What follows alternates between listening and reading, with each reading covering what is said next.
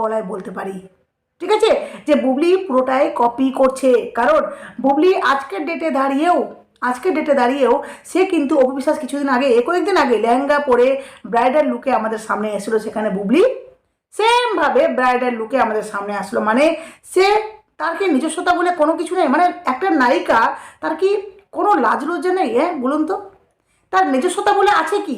বুবলির নিজস্বতা বলে আছে কি? সে তো সবটাই কপি করে, সবটাই ইউজ করা জিনিস ব্যবহার করেছে, ইউজড করা জিনিস সে ইউজ করে। কেন বলুন তো? শাকিব খান অপু বিশ্বাসের ইউজ করা, তাই না? অপু বিশ্বাস শাকিব খানের স্ত্রী ছিলেন, এবার বুবলি হয়েছে স্ত্রী, সেটাও জায়গাটা ইউজ করা।